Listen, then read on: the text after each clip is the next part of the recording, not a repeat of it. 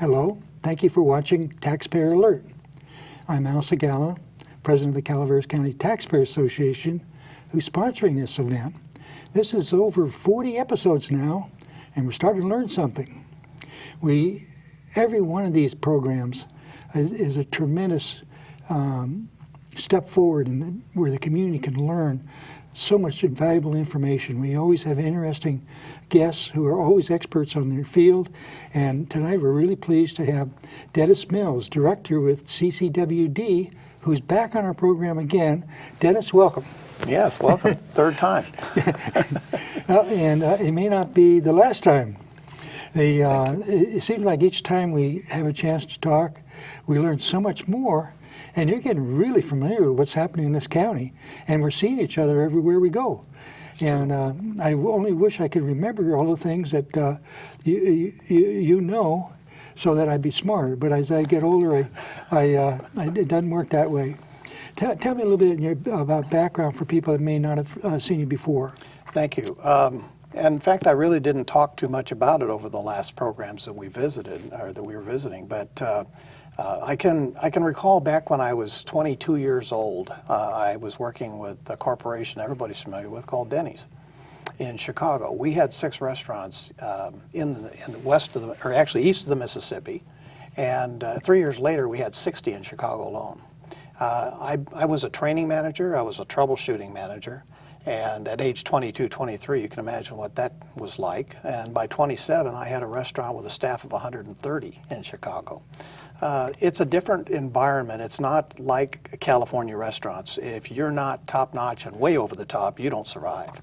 And so I learned the important values of customer service and customer skills early in my life.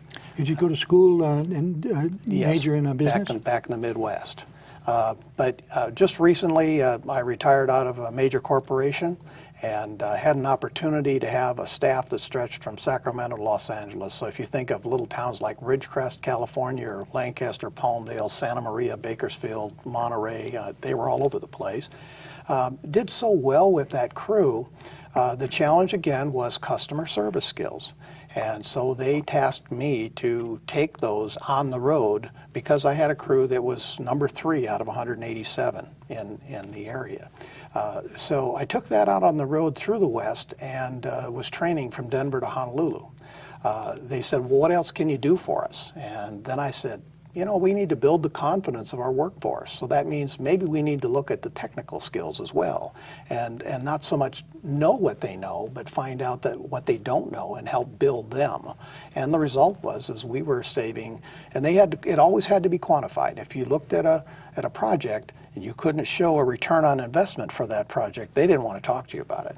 But we were able to show between 4 and 4.25 a call improvement in our bottom line just by helping to improve the technician confidence and their ability to perform in the home, because they were right in somebody's home, which is it's a very tough environment when you're not familiar with your surroundings to have to perform and do what you're asked to do.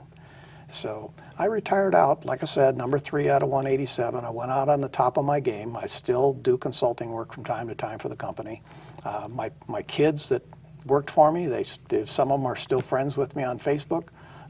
I get them added all the time. So the relationships continue, and that speaks a lot to maybe I did something right for them. Yeah, that's good. Also, you sleep well at night knowing that you've accomplished a few things and helped other people. And it helps you be comfortable in your skin, if you want to use that term, because oftentimes when you're in politics, you know that people are going to challenge your thought process, your ethics. They're going to challenge what your thinking is. And if you're not comfortable with what that is, you may fold simply to the pressure of the moment. Right. And you create mob rule as a result. But it is very important that you have a good success pattern to stand behind. Right. In public service.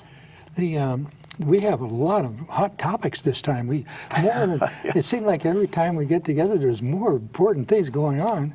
And well, one of the things is New Maloney's in the U.S. And the Wild and Scenic. Right. Well, let's handle New Maloney's first, which is it has to do with the federal government Right. draining our lakes. Correct. And New Maloney's is a project that I was involved in back in the 80s and even going into the 70s. Back in 1972, there was a Prop 17 on the California ballot to limit the filling of New Maloney's. It was an effort by the environmental movement to stop the growth or the impact of the growth of that big reservoir. It's the last large reservoir that was built in the western states. And that didn't work. They failed. And the result was they went after a federal wild and scenic status, and you can read in the papers about that because I was the executive secretary of the group. I worked with Nancy Whittle. I finally got John Garamendi on board. We had John Hurdle, Frank Solel, who was a big player for us out of Tuolumne County, all working together, thousands of people literally. But we were determined that we were going to have a full use of that river and that reservoir.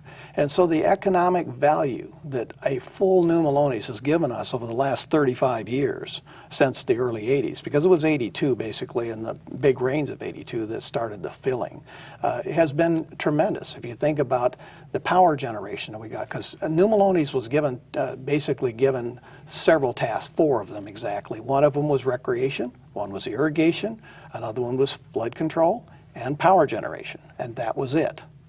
And it was only until later in the 1992 San Joaquin Settlement Agreement, which actually went into effect in 2002, did the words fish or salinity reduction actually come into play. So the U.S. Bureau of Reclamation actually added that project to the Central Valley Project as a result of its being built. But the whole concept was put in place by Tridam. So the work of the original Old Maloney's Dam, which was paid for out of their pockets, they borrowed no money to build Old Maloney's. And you look at Donalds and Beardsley reservoirs, which are their contributors to Maloney's right now. And you know, recently there were some fish releases that happened and from the Bureau, and Tridam caught them at Goodwin. Yeah. They caught the water at Goodwin and said, you're not releasing the water, it's our water, it's not your water. And so therefore you'll notice that there's an outflow right now of about 1,500 acre-feet per day over the last 30 days on New Maloney's. And that outflow is the equivalent in just a day and a half. That outflow is what we use in the Copperopolis area for an entire year, to put it in perspective. That's almost criminal.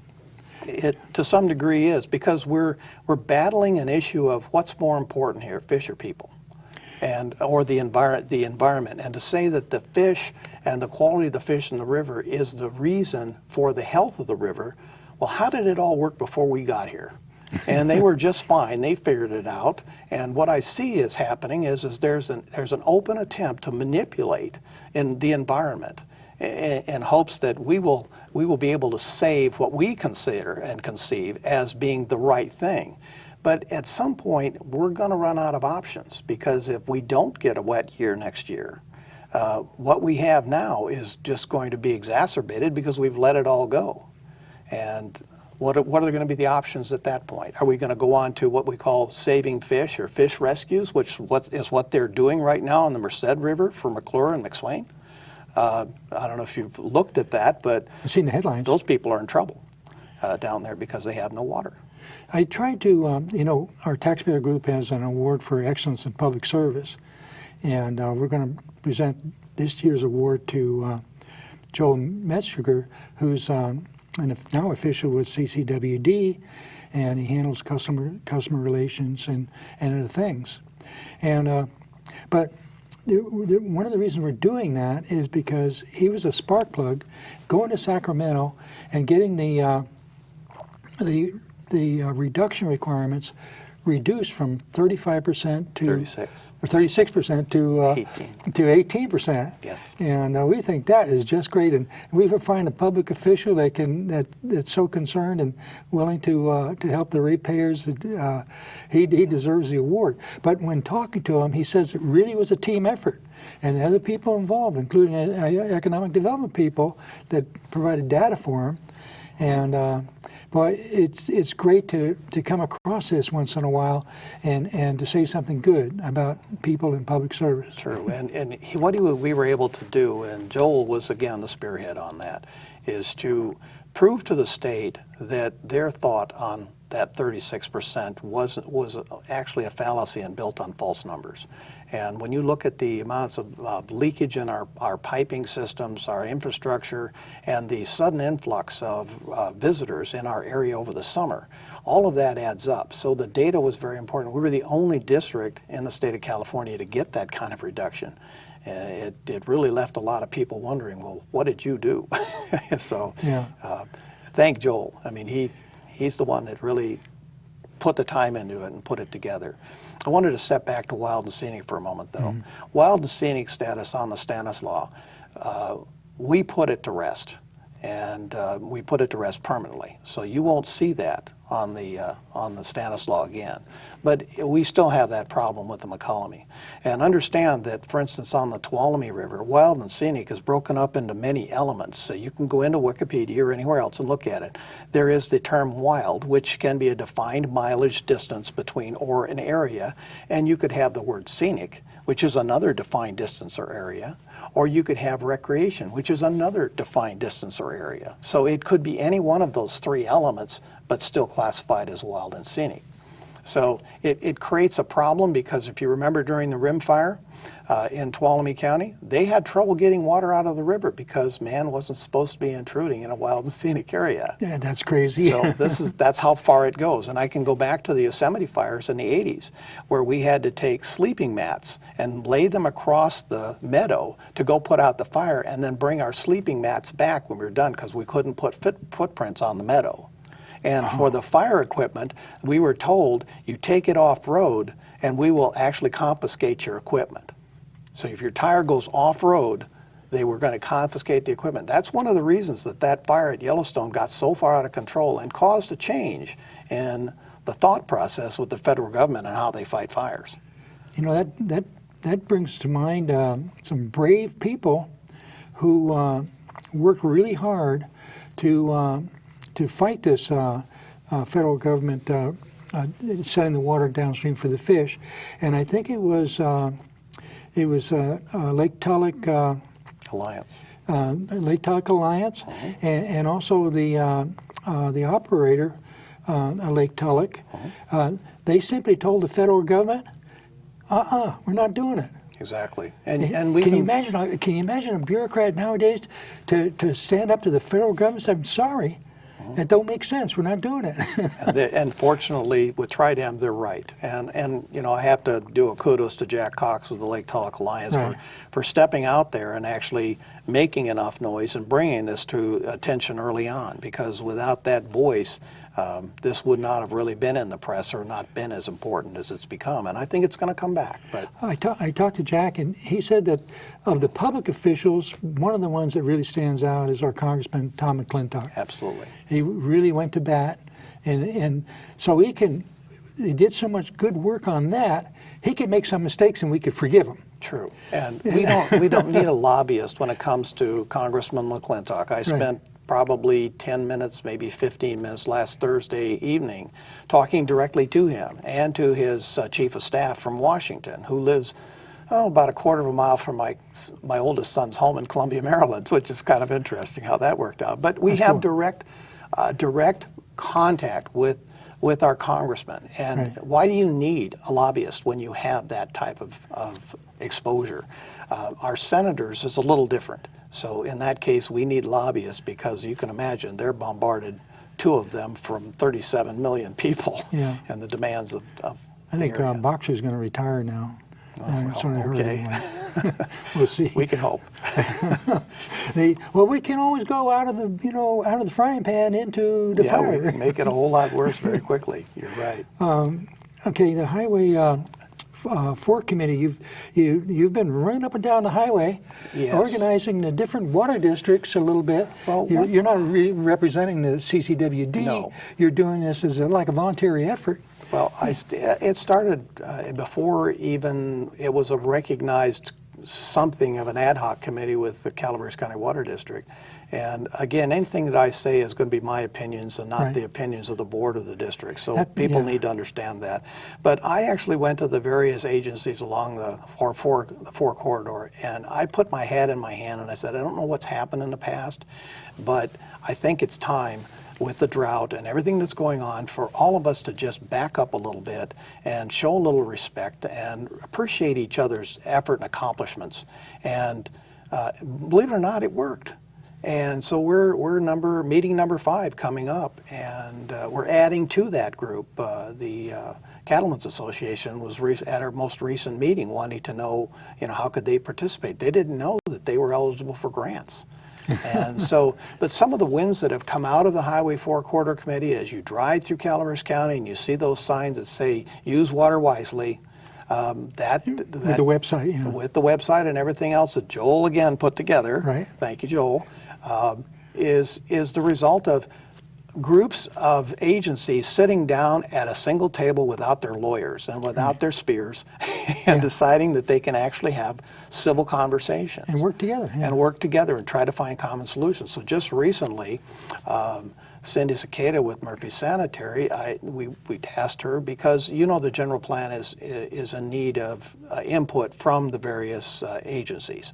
And so GIS is the method of choice for mapping. Right. With the county. But we don't have all of our infrastructure mapped and surveyed properly, and so she has gone with the help of Dave from City of Angels and added I think it's $80,000 component onto a grant so that the various agencies have the funding needed to get GIS and to actually implement it for the general plan, which I think is, that's another win. Yeah, it's great. Where do we go from here? Well, one of the things we need to do is to be able to show everyone else in the state that we can work together, that we can support each other. Incidentally, this is done in a voluntary way. Absolutely. This is not a super government that's being set up. No, there's not an agency. Right. It's simply just working together. People and taking extra time out of their schedules to have another meeting is what it is. But being able to show that to the state as we go through the grant funding processes and provide projects. There might be a project that one of the agencies really feels they need badly, but if they have the additional support of the other agencies in the region, right, suddenly it becomes way more viable. Yeah. And it makes it easier.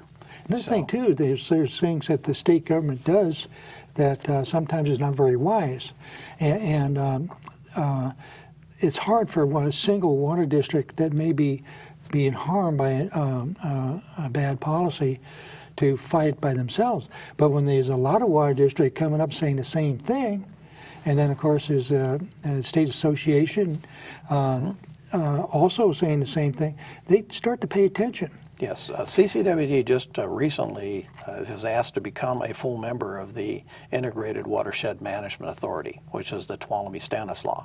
And we were a part of it in that capacity before, making the final decisions on grant proposals. But we've asked to come back to the table there as well. So it isn't just Highway 4, it's in other areas as well.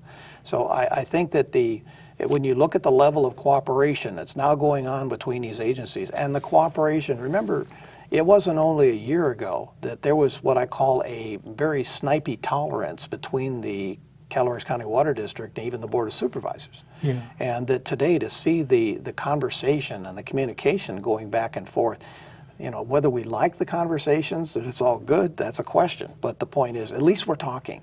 Yeah. And that to me is a tremendous step. You don't have to be snarky to disagree.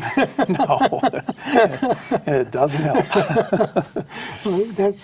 We're going to have our next program. We're going to have our chairman of our Board of Supervisors, Cliff Edson, on. Excellent. And so he'll be talking a little bit about water issues as well. Very good. Now, another thing you've been involved with is economic development. I've had some history myself with that 30 years ago. But tell us a little bit about economic development as you see it. I see it coming back to life. It was an integral part even of the general plan years ago and was a paid position years ago. But it's trying to get its feet back on the ground. And what I've been trying to do to help them is make use of my talents in going out to the various business organizations and do workshops. on customer service skills, conflict resolution, how to handle people properly on a phone, how to talk right when you're standing at a counter. In other words, how do you get a customer, how do you keep a customer, and how do you get the feedback necessary to be sure you did the right thing before they leave. Right, yeah. And so we're already scheduled up for, we had one workshop already, we've got 6 more that are in the works being put together. And it's even more than they know about right now because I haven't told them about all of them. But I think it's something that's really needed in this county. If we're going to be a tourist destination, then we need to set ourselves apart and be a step above what the average would look like and not be average. You know, that also builds very positive attitudes of people on the workforce too. Yes. It has a kind of it's almost like a blessing. Incidentally, piggybacking on that, we recommended to the Board of Supervisors that the planning department and the building department do a questionnaire of all their customers and get feedback every time anybody goes through their thing as to how they did. I think just doing that alone will be an upgrade and maybe speed the permit handling process. It will, because part of my background is that I had a call center in Sacramento at McClellan that handled approximately 10,000 calls per day west of the Mississippi. Now, not all of them were mine, but it was very important to understand that the wrong use of words or the tone or how that was being handled can extend a call, and even though you've given the right result, the customer walks away with this attitude that you really didn't do the right thing for them. Right. And so it got very sensitive, and those people that have gone through my class are now becoming hypersensitive to poor customer service skills, and it's quite amazing to watch them feed that back to me. So. Yeah, that's cool. One of the things going on now is the general plan. Yes. And we're getting today the planning commission is to get involved with the vision statement. And of course our taxpayer group, we have our opinions, and then it seems like our taxpayer group and the Republicans, and then on the other side we have the MyValleySprings.com people and the coalition, Calaveras Planning Coalition. They're more progressive type people, but we're starting to listen to each other a little bit more and trying to find ways that maybe we can have a freedom-friendly general plan that also made sense. We may not be able to restrict population growth, but perhaps when people come here, they could be happier. Oh, that's exactly true. My work has been with the water element from the very beginning, but I did not want that issue to delay the general plan and bringing it to fruition. So I asked simply to have a placeholder put in the general plan that when we're able to complete it, because I think the various agencies that need to work on that can be doing that off to the side without involving the county, because I see the water agencies as having the responsibility for it. So let them do it. Let them get it put together, because I think the words in the master plan that was put together back in, I think, '96, it still applies today. It's the tables, it's the pivot tables and charts, and how that all works out that really needs to have some serious looks. I attended the every meeting of the workshop on the water element. You like pain? And the CCWD bought lunches. Yes. And so we had sandwiches, so it wasn't really that bad. And one of the things that I remember several things. I enjoyed the idea sharing that went on, and the facilitator had a pre-programmed. They had a pre-programmed direction, and it wasn't until after the whole process was over that I realized one of the primary purposes, if not the primary purpose, of the process was to build collaboration to having an element in the general plan. Right. And That's so right. you have all these people attend there, or that are just sold on having an element. And I was thinking about that. What the element does, to a certain extent, is transfer responsibility from the individual companies to the planning department, who administers the general plan. So you have to be very careful with that. The less responsible you make public officials, the more problems you run into. That's true. I would like to speak to the concept of facilitating as well, because I am a trained facilitator. It is important to understand that there is no such thing as one person walking away from a table happy that the deal was a good deal. I would just assume that everybody that walked away saying, "Patui, get this away from me, it's the worst I've ever seen, and when I know I've got that out of everybody, I've got a good result." Yeah. So nobody should be happy, really, at the end if there's a complete difference of view and opinion on the issue. Well, the way the facilitator worked that out, in fact, she was a nice lady. She said, "Does anybody have heartburn over this? Anybody have heartburn over that?" And she kind of made a little bit of a joke with it. But there were some good ideas that was shared. And I enjoyed that process, but now I look back, it could be very dangerous. So we're going to be alert to what goes in the general plan. Yes. We have resources conservation district. Yes. I'm going back to Bob Dean, former director with CCWD, had made a presentation and tried to bring together the various groups to develop a resource conservation district in the county. And I really didn't understand the importance of it until I realized that every time we go for grant funding through the TSTAN IRWM, what happens? We have to pass the muster through an RCD, a resource conservation district. Well, we don't have one, so it goes to the Tuolumne one. And does that give us an advantage? No, it doesn't.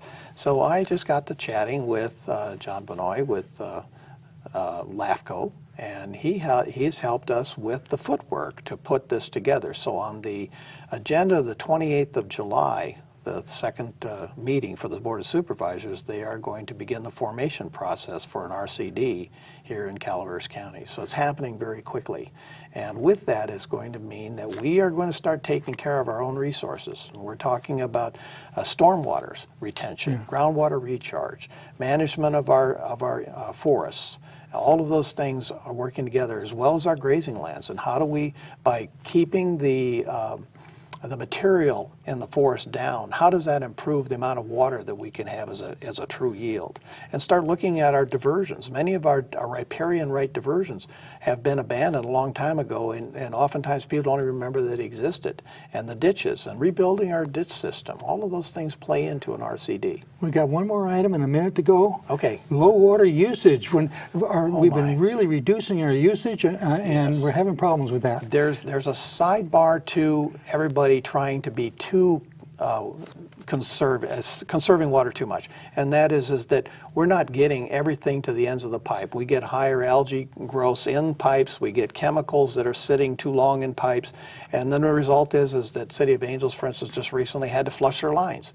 And here you go, you're going to flush out all these thousands of gallons of water to make the pipes work again, and it counts against us. So even though I'm just saying be cautious, don't get overly aggressive in trying to save water, because it does have an adverse effect. Our water that's coming in right now is high turbidity, which means a lot of silt and sediment. And we are now at the end of the pipeline. Thank you so for much. being a guest. Thank you for watching. Watch us again. This is Al Segalla, Calaveras County Taxpayer Association.